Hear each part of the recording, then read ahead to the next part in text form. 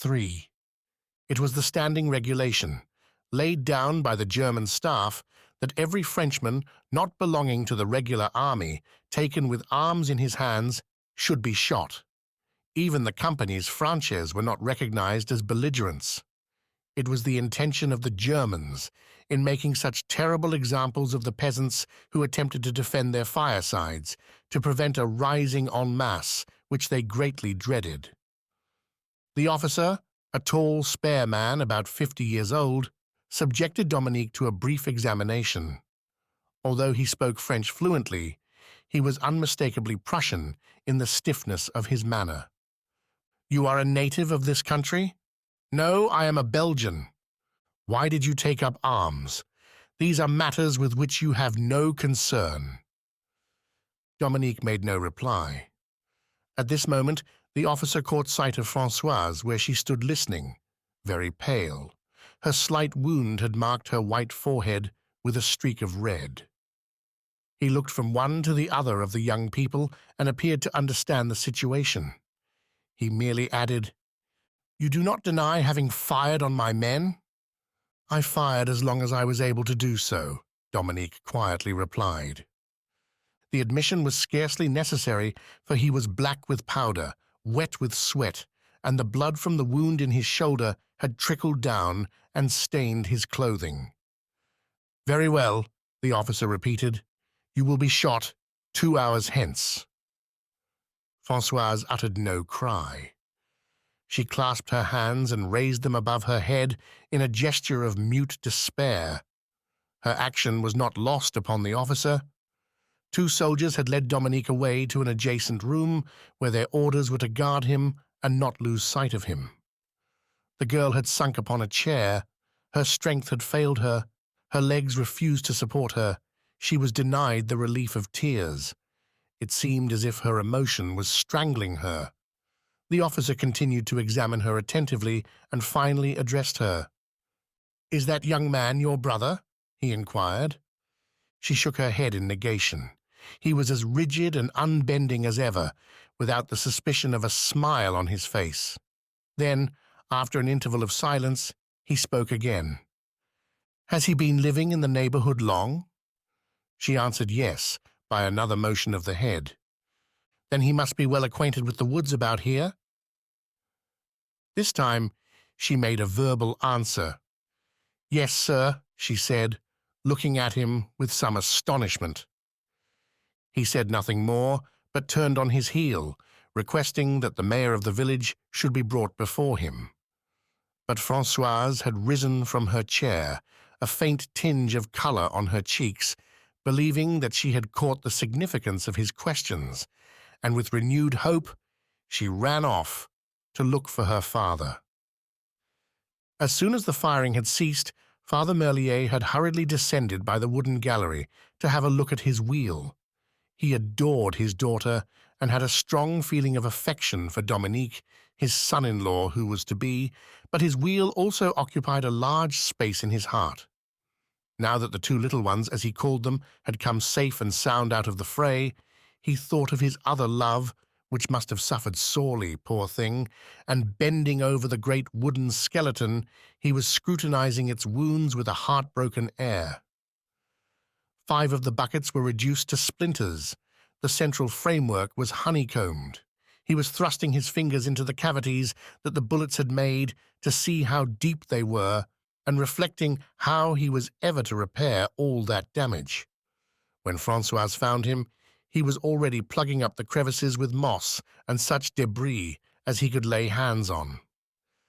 "They are asking for you, father," said she, and at last she wept as she told him what she had just heard. Father Merlier shook his head. It was not customary to shoot people like that. He would have to look into the matter.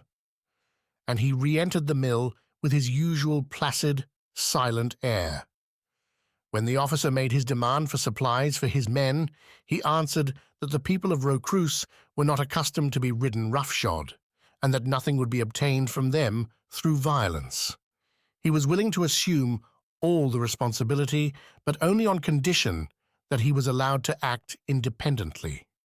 The officer at first appeared to take umbrage at this easy way of viewing matters, but finally gave way before the old man's brief and distinct representations.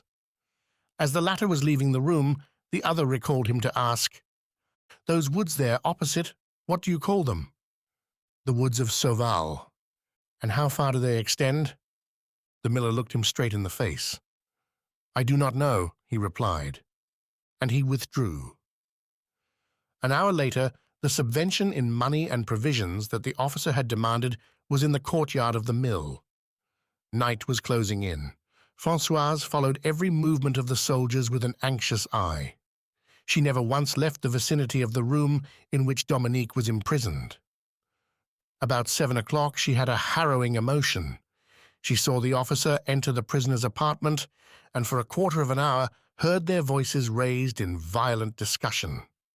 The officer came to the door for a moment and gave an order in German which she did not understand. But when 12 men came and formed in the courtyard with shouldered muskets, she was seized with a fit of trembling and felt as if she should die. It was all over then. The execution was about to take place.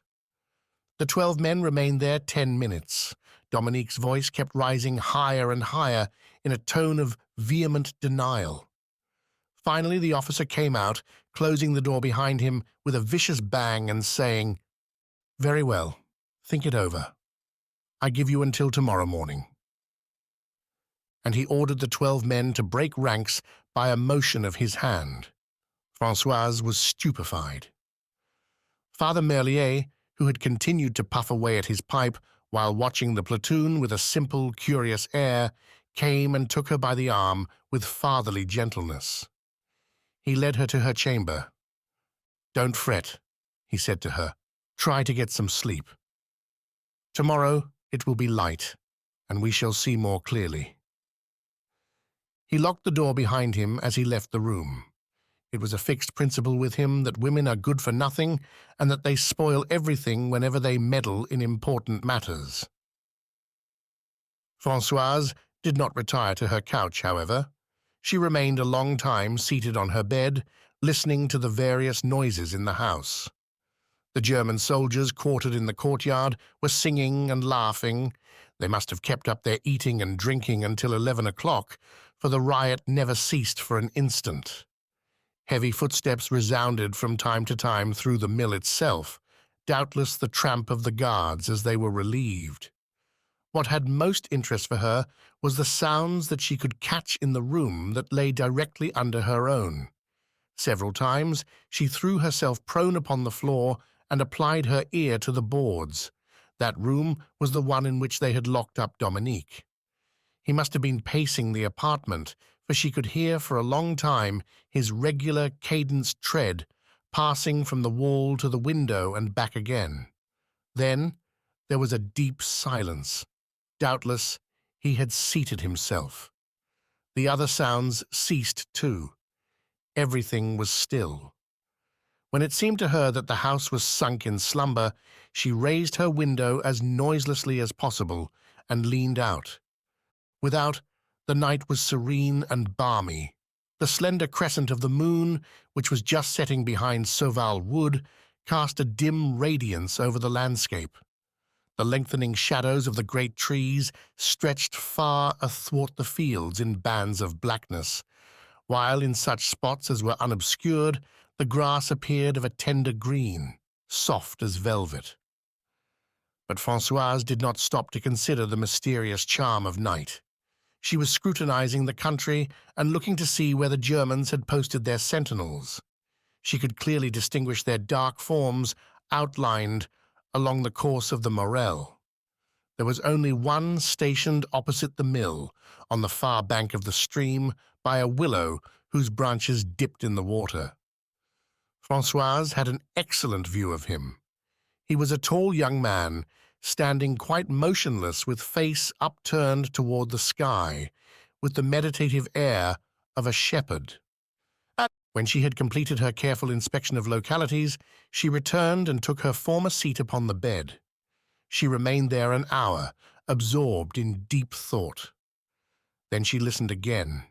There was not a breath to be heard in the house.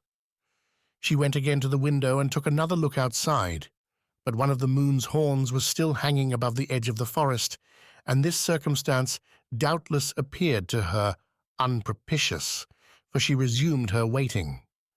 At last the moment seemed to have arrived. The night was now quite dark.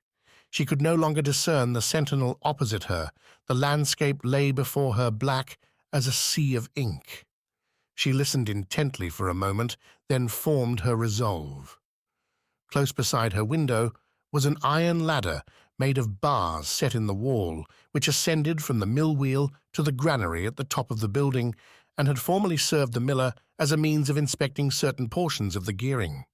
But a change having been made in the machinery, the ladder had long since become lost to sight beneath the thick ivy that covered all that side of the mill. Françoise bravely climbed over the balustrade of the little balcony in front of her window, grasped one of the iron bars, and found herself suspended in space. She commenced the descent. Her skirts were a great hindrance to her. Suddenly, a stone became loosened from the wall and fell into the morel with a loud splash. She stopped, benumbed with fear, but reflection quickly told her that the waterfall, with its continuous roar, was sufficient to deaden any noise that she could make, and then she descended more boldly, putting aside the ivy with her foot, testing each round of her ladder. When she was on a level with the room that had been converted into a prison for her lover, she stopped. An unforeseen difficulty came near, depriving her of all her courage. The window of the room beneath was not situated directly under the window of her bedroom. There was a wide space between it and the ladder, and when she extended her hand, it only encountered the naked wall. Would she have to go back the way she came and leave her project unaccomplished? Her arms were growing very tired. The murmuring of the morel, far down below, was beginning to make her dizzy. Then she broke off bits of plaster from the wall and threw them against Dominique's window. He did not hear. Perhaps he was asleep. Again, she crumbled fragments from the wall until the skin was peeled from her fingers. Her strength was exhausted. She felt that she was about to fall backward into the stream, when at last Dominique softly raised his sash. "It is I," she murmured. "Take me quick. I am about to fall." Leaning from the window, he grasped her and drew her into the room, where she had a paroxysm of weeping, stifling her sobs in order that she might not be heard. Then, by a supreme effort of the will, she overcame her emotion. "Are you guarded?" she asked in a low voice. Dominique, not yet recovered from his stupefaction at seeing her there, made answer by simply pointing toward his door. There was a sound of snoring audible on the outside. It was evident that the sentinel had been overpowered by sleep and had thrown himself upon the floor close against the door in such a way that it could not be opened without arousing him. "You must fly," she continued earnestly. "I came here to bid you fly and say farewell." But he seemed not to hear her. He kept repeating, "What, is it you? Is it you? Oh, what a fright you gave me! You might have killed yourself." He took her hands. He kissed them again and again. "How I love you, Françoise! You are as courageous as you are good. The only thing I feared was that I might die without seeing you again. But you are here, and now they may shoot me when they will. Let me but have a quarter of an hour with you, and I am ready." He had gradually drawn her to him. Her head was resting on his shoulder. The peril that was so near at hand brought them closer to each other, and they forgot everything in that long embrace. "Ah, François," Dominique went on in low, caressing tones, "today is the fête of St. Louis, our wedding day that we have been waiting for so long. Nothing has been able to keep us apart, for we are both here, faithful to our appointment, are we not? It is now our wedding morning." "Yes, yes," she repeated after him. "Our wedding morning." They shuddered as they exchanged a kiss. But suddenly she tore herself from his arms. The terrible reality arose before her eyes. "You must fly. You must fly," she murmured breathlessly. "There is not a moment to lose." And as he stretched out his arms in the darkness to draw her to him again, she went on in tender, beseeching tones. "Oh, listen to me. I entreat you. If you die, I shall die. In an hour it will be daylight. Go, go at once. I command you to go." Then she rapidly explained her plan to him. The iron ladder extended downward to the wheel. Once he had got that far, he could climb down by means of the buckets and get into the boat, which was hidden in a recess. Then it would be an easy matter for him to reach the other bank of the stream and make his escape. "But are there no sentinels?" said he. "Only one, directly opposite here, at the foot of the first willow." "And if he sees me? If he gives the alarm?" Françoise shuddered. She placed in his hand a knife that she had brought down with her. They were silent. "And your father? And you?" Dominique continued. "But no, it is not to be thought of. I must not fly. When I am no longer here, those soldiers are capable of murdering you. You do not know them. They offered to spare my life if I would guide them into Sauval Forest. When they discover that I have escaped, their fury will be such that they will be ready for every atrocity." The girl did not stop to argue the question. To all the considerations that he adduced, her one simple answer was, "Fly. For love of me, fly. If you love me, Dominique, do not linger here a single moment longer." She promised that she would return to her bedroom. No one should know that she had assisted him. She concluded by folding him in her arms and smothering him with kisses in an extravagant outburst of passion. He was vanquished. He put only one more question to her. "Will you swear to me that your father knows what you're doing and that he counsels my flight?" "It was my father who sent me to you," Françoise unhesitatingly replied. She told a falsehood. At that moment, she had but one great, overmastering longing, to know that he was in safety, to escape from the horrible thought that the morning sun was to be the signal for his death. When he should be far away, then calamity and evil might burst upon her head. Whatever fate might be in store for her would seem endurable, so that only his life might be spared. Before and above all other considerations, the selfishness of her love demanded that he should be saved. "It is well," said Dominique. "I will do as you desire." No further word was spoken. Dominique went to the window to raise it again. But suddenly there was a noise that chilled them with affright. The door was shaken violently. They thought that someone was about to open it. It was evidently a party going the rounds, who had heard their voices. They stood by the window, close locked in each other's arms, awaiting the event with anguish unspeakable. Again there came the rattling at the door, but it did not open. Each of them drew a deep sigh of relief. They saw how it was. The soldier lying across the threshold had turned over in his sleep. Silence was restored indeed, and presently the snoring commenced again, sounding like sweetest music in their ears.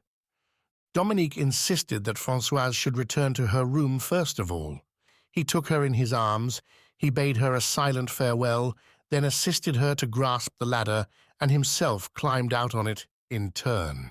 He refused to descend a single step, however, until he knew that she was in her chamber. When she was safe in her room, she let fall, in a voice scarce louder than the whispering breeze, the words, "Au revoir, I love you." She knelt at the window, resting her elbows on the sill, straining her eyes to follow Dominique. The night was still very dark. She looked for the sentinel, but could see nothing of him. The willow alone was dimly visible, a pale spot upon the surrounding blackness. For a moment she heard the rustling of the ivy as Dominique descended. Then the wheel creaked, and there was a faint plash which told that the young man had found the boat. This was confirmed when, a minute later, she descried the shadowy outline of the skiff on the grey bosom of the Morel. Then a horrible feeling of dread seemed to clutch her by the throat and deprive her of power to breathe. She momently expected to hear the sentry give the alarm. Every faintest sound among the dusky shadows seemed to her overwrought imagination to be the hurrying tread of soldiers, the clash of steel, the click of musket locks. The seconds slipped by, however, the landscape still preserved its solemn peace. Dominique must have landed safely on the other bank. Françoise no longer had eyes for anything. The silence was oppressive, and she heard the sound of trampling feet, a hoarse cry, the dull thud of a heavy body falling. This was followed by another silence, even deeper than that which had gone before. Then, as if conscious that death had passed that way, she became very cold in presence of the impenetrable night. 4. At early daybreak, the repose of the mill was disturbed by the clamour of angry voices. Father Merlier had gone and unlocked Françoise's door. She descended to the courtyard, pale and very calm, but when they could not repress a shudder upon being brought face to face with the body of a Prussian soldier that lay on the ground beside the well, stretched out upon a cloak. Soldiers were shouting and gesticulating angrily about the corpse. Several of them shook their fists threateningly in the direction of the village. The officer had just sent a summons to Father Merlier to appear before him in his capacity as mayor of the commune. "Here is one of our men," he said, in a voice that was almost unintelligible from anger, "who was found murdered on the bank of the stream. The murderer must be found, so that we may make a salutary example of him, and I shall expect you to cooperate with us in finding him." "Whatever you desire," the miller replied, with his customary impassiveness. "Only, it will be no easy matter." The officer stooped down and drew aside the skirt of the cloak, which concealed the dead man's face, disclosing as he did so a frightful wound. The sentinel had been struck in the throat, and the weapon had not been withdrawn from the wound. It was a common kitchen knife, with a black handle. "Look at that knife," the officer said to Father Merlier. "Perhaps it will assist us in our investigation." The old man had started violently, but recovered himself at once. Not a muscle of his face moved as he replied, "Everyone about here has knives like that. Like enough your man was tired of fighting and did the business himself. Such things have happened before now." "Be silent!" the officer shouted in a fury. "I don't know what it is that keeps me from applying the torch to the four corners of your village." His rage fortunately kept him from noticing the great change that had come over Françoise's countenance. Her feelings had compelled her to sit down upon the stone bench beside the well. Do what she would, she could not remove her eyes from the body that lay stretched upon the ground, almost at her feet. He had been a tall, handsome young man in life, very like Dominique in appearance, with blue eyes and golden hair. The resemblance went to her heart. She thought that perhaps the dead man had left behind him in his German home some loved one who would weep for his loss, and she recognized her knife in the dead man's throat. She had killed him. The officer, meantime, was talking of visiting Rocreuse with some terrible punishment when 2 or 3 soldiers came running in. The guard had just that moment ascertained the fact of Dominique's escape. The agitation caused by the tidings was extreme. The officer went to inspect the locality, looked out through the still open window, saw at once how the event had happened, and returned in a state of exasperation. Father Merlier appeared greatly vexed by Dominique's flight. "The idiot!" he murmured. "He has upset everything." Françoise heard him and was in an agony of suffering. Her father, moreover, had no suspicion of her complicity. He shook his head, saying to her in an undertone, We are in a nice box now. It was that scoundrel. It was that scoundrel, cried the officer. He has got away to the woods, but he must be found, or by the village shall stand the consequences. And addressing himself to the miller, Come, you must know where he is hiding. Father Merlier laughed in his silent way, and pointed to the wide stretch of wooded hills. How can you expect to find a man in that wilderness? He asked. Oh, there are plenty of hiding places that you are acquainted with. I am going to give you 10 men. You shall act as guide to them. I am perfectly willing, but it will take a week to beat up all the woods of the neighborhood. The old man's serenity enraged the officer. He saw indeed what a ridiculous proceeding such a hunt would be. It was at that moment that he caught sight of Françoise where she sat, pale and trembling, on her bench. His attention was aroused by the girl's anxious attitude. He was silent for a moment, glancing suspiciously from father to daughter and back again. Is not this man, he at last coarsely asked the old man, your daughter's lover? Father Merlier's face became ashy pale, and he appeared for a moment as if about to throw himself on the officer and throttle him. He straightened himself up and made no reply. Françoise had hidden her face in her hands. Yes, that is how it is, the Prussian continued. You or your daughter have assisted him to escape. You are his accomplices. For the last time, will you surrender him? The miller did not answer. He had turned away and was looking at the distant landscape with an air of supreme indifference, just as if the officer were talking to some other person. That put the finishing touch to the latter's wrath. Very well, then, he declared. You shall be shot in his stead. And again he ordered out the firing party. Father Merlier was as imperturbable as ever. He scarcely did so much as shrug his shoulders. The whole drama appeared to him to be in very doubtful taste. He probably believed that they wouldn't take a man's life in that unceremonious manner. When the platoon was on the ground, he gravely said, So then, you are in earnest? Very well, I am willing it should be so. If you feel you must have a victim, it may as well be I as another. But Françoise arose, greatly troubled, stammering, Have mercy, good sir, do not harm my father. Take my life instead of his. It was I who assisted Dominique to escape. I am the only guilty one. Hold your tongue, my girl, Father Merlier exclaimed.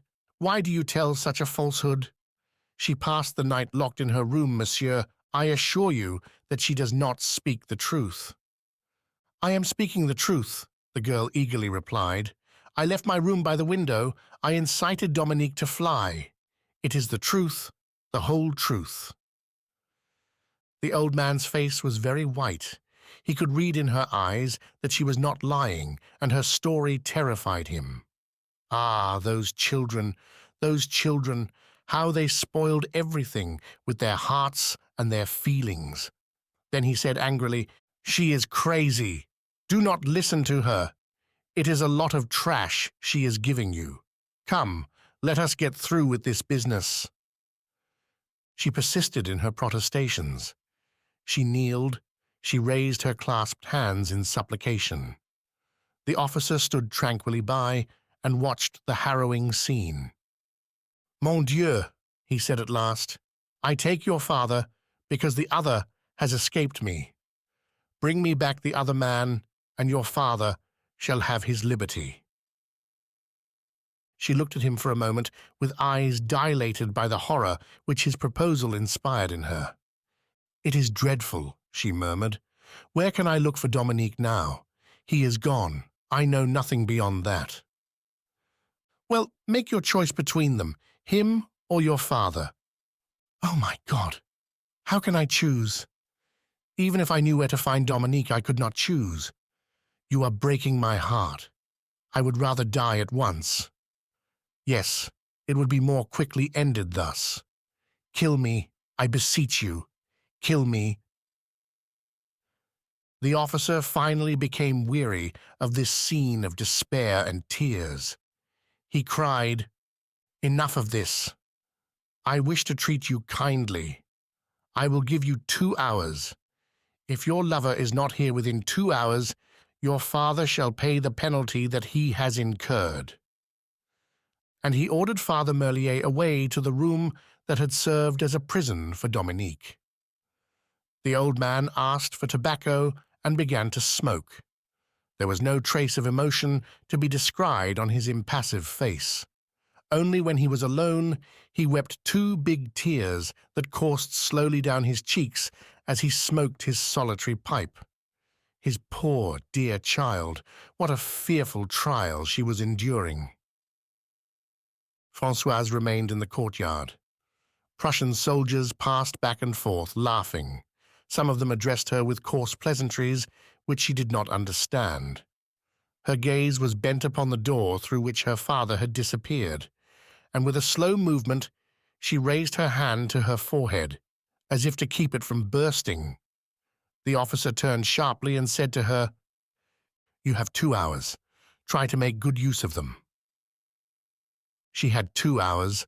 The words kept buzzing in her ears. Then she went forth mechanically from the courtyard. She walked straight ahead, with no definite end. Where was she to go? What was she to do? She did not even endeavor to arrive at any decision, for she felt how utterly useless were her efforts, and yet she would have liked to see Dominique. They could have come to some understanding together. Perhaps they might have hit on some plan to extricate them from their difficulties. And so, amid the confusion of her whirling thoughts, she took her way downward to the bank of the Morel, which she crossed below the dam by means of some stepping stones which were there. Proceeding onward, still involuntarily, she came to the first willow at the corner of the meadow, and stooping down, beheld a sight that made her grow deathly pale, a pool of blood. It was the spot, and she followed the trace that Dominique had left in the tall grass. It was evident that he had run, for the footsteps that crossed the meadow in a diagonal line were separated from one another by wide intervals. Then, beyond that point, she lost the trace, but thought she had discovered it again in an adjoining field. It led her onward to the border of the forest, where the trail came abruptly to an end. Though conscious of the futility of the proceeding, Françoise penetrated into the wood. It was a comfort to her to be alone. She sat down for a moment, then, reflecting that time was passing, rose again to her feet. How long was it since she left the mill? 5 minutes? Or a half-hour? She had lost all idea of time. Perhaps Dominique had sought concealment in a clearing that she knew of, where they had gone together one afternoon and eaten hazelnuts. She directed her steps toward the clearing. She searched it thoroughly. A blackbird flew out, whistling his sweet and melancholy note. That was all. Then she thought that he might have taken refuge in a hollow among the rocks, where he went sometimes with his gun to secure a bird or a rabbit. But the spot was untenanted. What use was there in looking for him? She would never find him, and little by little the desire to discover his hiding place became a passionate longing. She proceeded at a more rapid pace. The idea suddenly took possession of her that he had climbed into a tree, and thenceforth she went along with eyes raised aloft, and called him by name every 15 or 20 steps, so that he might know she was near him. The cuckoos answered her. A breath of air that rustled the leaves made her think that he was there and was coming down to her. Once she even imagined that she saw him. She stopped with a sense of suffocation, with a desire to run away. What was she to say to him? Had she come there to take him back with her and have him shot? Oh, no, she would not mention those things. She would tell him that he must fly, that he must not remain in the neighborhood. Then she thought of her father awaiting her return, and the reflection caused her most bitter anguish. She sank upon the turf, weeping hot tears, crying aloud, My God, why am I here?" It was a mad thing for her to have come, and as if seized with sudden panic, she ran hither and thither. She sought to make her way out of the forest. 3 times she lost her way and had begun to think she was never to see the mill again, when she came out into a meadow directly opposite Rocreuse. As soon as she caught sight of the village, she stopped. Was she going to return alone? She was standing there when she heard a voice calling her by name, softly. "Françoise! Françoise!" And she beheld Dominique raising his head above the edge of a ditch. Just God! She had found him. Could it be, then, that heaven willed his death? She suppressed a cry that rose to her lips and slipped into the ditch beside him. "You were looking for me?" he asked. "Yes," she replied bewilderedly, scarce knowing what she was saying. "Ah! What has happened?" She stammered with eyes downcast. "Why, nothing. I was anxious. I wanted to see you." Thereupon, his fears alleviated, he went on to tell her how it was that he had remained in the vicinity. He was alarmed for them. Those rascally Prussians were not above wreaking their vengeance on women and old men. All had ended well, however, and he added, laughing, "The wedding will be deferred for a week, that's all." He became serious, however, upon noticing that her dejection did not pass away. "But what is the matter? You are concealing something from me." "No, I give you my word, I am not. I am tired. I ran all the way here." He kissed her, saying it was imprudent for them both to remain there longer, and was about to climb out of the ditch in order to return to the forest. She stopped him. She was trembling violently. "Listen, Dominique, perhaps it will be as well for you to remain here after all. There is no one looking for you. You have nothing to fear." "Françoise, you are concealing something from me," he said again. Again, she protested that she was concealing nothing. She only liked to know that he was near her. And there were other reasons still that she gave in stammering accents. Her manner was so strange that no consideration could now have induced him to go away. He believed, moreover, that the French would return presently. Troops had been seen over towards Serval. "Ah, let them make haste. Let them come as quickly as possible," she murmured fervently. At that moment, the clock of the church at Rocreuse struck 11. The strokes reached them, clear and distinct. She arose in terror. It was 2 hours since she had left the mill. "Listen," she said with feverish rapidity. "Should we need you, I will go up to my room and wave my handkerchief from the window." And she started off homeward on a run, while Dominique, greatly disturbed in mind, stretched himself at length beside the ditch to watch the mill. Just as she was about to enter the village, Françoise encountered an old beggar-man, Father Bontemps, who knew every one and everything in that part of the country. He saluted her. He had just seen the miller, he said, surrounded by a crowd of Prussians. Then, making numerous signs of the cross and mumbling some inarticulate words, he went his way. "The 2 hours are up," the officer said, when Françoise made her appearance. Father Merlier was there, seated on the bench beside the well. He was smoking still. The young girl again proffered her supplication, kneeling before the officer and weeping. Her wish was to gain time. The hope that she might yet behold the return of the French had been gaining strength in her bosom, and amid her tears and sobs, she thought she could distinguish in the distance the cadenced tramp of an advancing army. Oh, if they would but come and deliver them all from their fearful trouble. "Hear me, sir. Grant us an hour, just one little hour. Surely you will not refuse to grant us an hour." But the officer was inflexible. He even ordered 2 men to lay hold of her and take her away, in order that they might proceed undisturbed with the execution of the old man. Then, A dreadful conflict took place in Françoise's heart. She could not allow her father to be murdered in that manner. No, no, she would die in company with Dominique, rather, and she was just darting away in the direction of her room in order to signal her fiancé when Dominique himself entered the courtyard.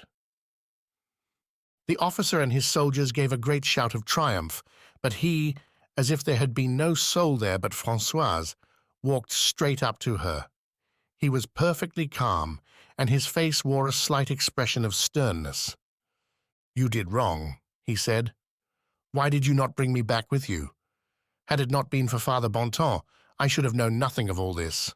Well, I am here, at all events." 5. It was 3 o'clock.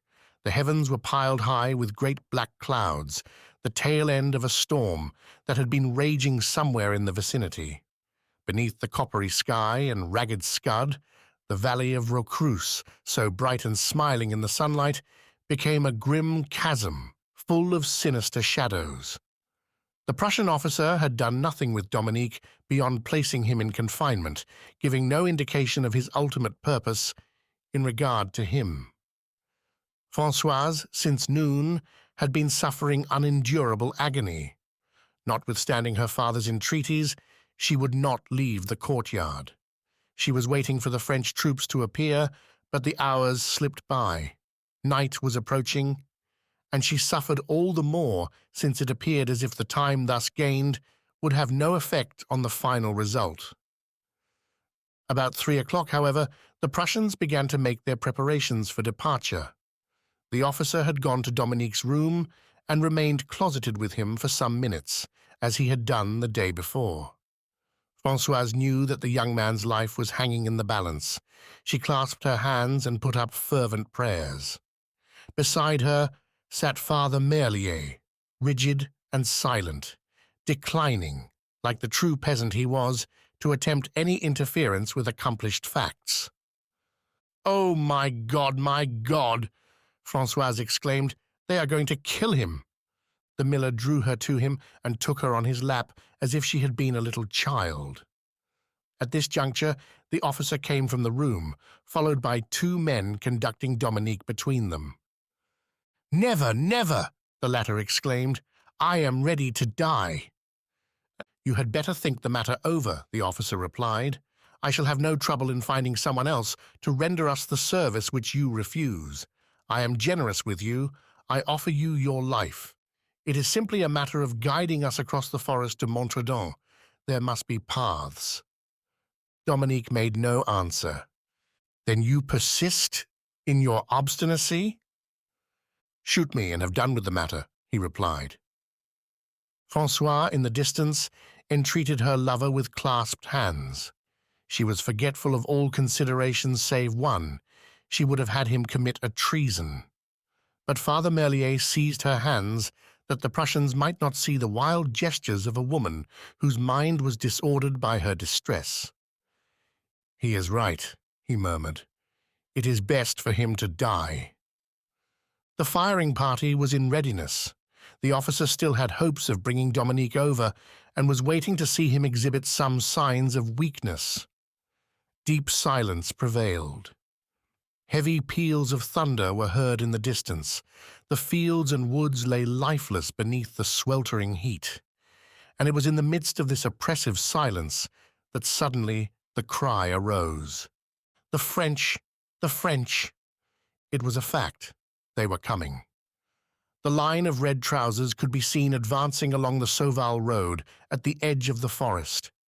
In the mill, the confusion was extreme. The Prussian soldiers ran to and fro, giving vent to guttural cries. Not a shot had been fired as yet. "The French! The French!" cried Françoise, clapping her hands for joy. She was like a woman possessed. She had escaped from her father's embrace and was laughing boisterously, her arms raised high in air. They had come at last, then, and had come in time, since Dominique was still there, alive. A crash of musketry that rang in her ears like a thunderclap caused her to suddenly turn her head. The officer had muttered, "We will finish this business first," and with his own hands pushing Dominique up against the wall of a shed, had given the command to the squad to fire. When Françoise turned, Dominique was lying on the ground, pierced by a dozen bullets. She did not shed a tear. She stood there like one suddenly rendered senseless. Her eyes were fixed and staring, and she went and seated herself beneath the shed, a few steps from the lifeless body. She looked at it wistfully. Now and then she would make a movement with her hand in an aimless, childish way. The Prussians had seized Father Merlier as a hostage. It was a pretty fight.